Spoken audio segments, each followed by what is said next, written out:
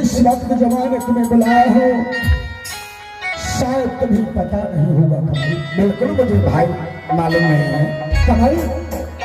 हाँ भैया, आज मैं तुमसे यही पूछने के लिए चाहता हूँ कि भाई तुम तो मेरी आंखों के तारे हो, क्यों नहीं भैया, और इस राज की गुलाबे हो। हाँ भैया, जब तक कमल मैं तुम्हें एक नजर अपनी नजरों से देख नहीं लेता हूँ, तब तक मेरे दिलों को शांति नहीं होता है। और कमल ये बता, आज तुम 10 दिनों से कहा थे जो कि तुम मुझसे मिलने के लिए नहीं आए। भैया सबसे पहले तो इस संसार में जब मेरा जन्म हुआ, हाँ मैं कभी माँ का चेहरा नहीं देख सका। हाँ भाई कमल, इस संसार में मेरी देवी जैसी भाभी माँ ने मुझे देवर की तरह नहीं, बल्कि संसार में औलाद की तरह पोष पाल करके इतना बड़ा किया। हाँ कमल भैया, इस समय आपने मुझे भाई की तरह नहीं बल्कि औलाद की तरह इस 14 कोस की जागीर में उंगली पकड़ कर चलने के लिए सिखाया।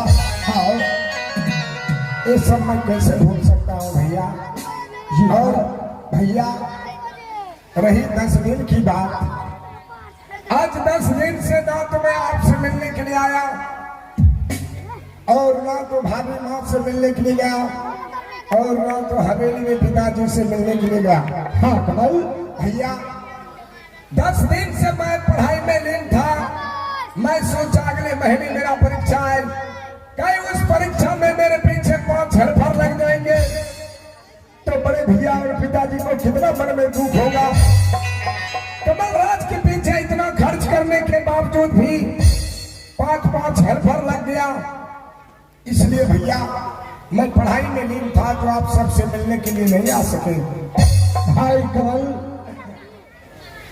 तुम कहानी पढ़ाई में नहीं था। हाँ भैया, लेकिन कमल मुझे सूचना मिला है कि अब तुम पढ़ाई करने की वजह दारू शराब पीते हो और मुन्नी भाई के कोठे पर जाते हो कमाई। भैया दारू शराब मुन्नी बाई की कोठे पर, आज दिन तक जिंदगी में कभी अपने जुबान पर दारू शराब का नाम नहीं लिया। हाँ, लेकिन भैया क्या आप बता सकते हैं इस हवेली ने मेरा शिकायत दारू शराब के बारे में किस चुतिया में किया? कमाई वो कोई और नहीं है, फिर कौन है? बल्कि अपने ही महामंत्री है। क्या अपने दरबार की महामंत्री? हाँ कमाई। भैया जो कि मेरे महल के नमक खा करके इतना बड़ा हुआ, हाँ मेरे जूते के तल्ले पड़ा, उनके बातों पर आपको विश्वास हो गया और अपने भाई की बातों पर आपको यकीन नहीं आया। अरे कमाई, मैंने उसकी बात पर विश्वास नहीं किया, बल्कि मैं उसे धिक्कार कर महल से बाहर कर दिया। भैया उन सब बातों को छोड़िए, इस माधवपुर शहर में जब तक कि आप और भाभी माँ दोनों मिलकर के पिताजी का सेवा नहीं कर लेते हैं, हाँ तब तक इस महल में भोजन नहीं करते हैं। बिल्कुल सब तुम्हारे। लेकिन आज इतना अधिक समय हो गया, अभी तक पिताजी के पास सेवा करने के लिए नहीं गया। भाई कमाई, बस मैं तुमसे मिलने का इंतजार कर रहे थे कमाई, तुम्हारी मिलने का ही इंतजार कर रहे थे। भैया इस समय आपसे और भाभी माँ से मैं मिल चुका हूँ। बिल्कुल, अब इस बार आप और भाभी माँ दोनों मिलकर के चलिए यहाँ से, पिताजी की सेवा में लीन हो जाइए। और आज पिताजी से पीछे से मैं भी मिलने के लिए आ रहा हूँ।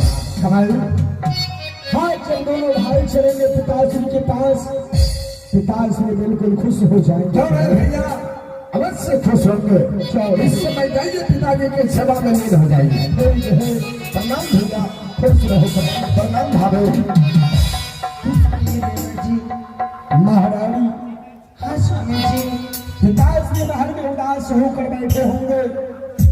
चलो यहाँ से सबसे पहले पिताश्री के पास जाऊंगा, सबसे पहले पिताश्री के कदमों में चलकर प्रणाम करूंगा और उसके बाद सेवा करने में लिंग हो जाऊंगा। महाराज जो आइए स्वामी जी, हम यहाँ से चलते हैं पिताश्री के पास। ठीक है चलिए। आहे अजुदिन है अच्छा लगा है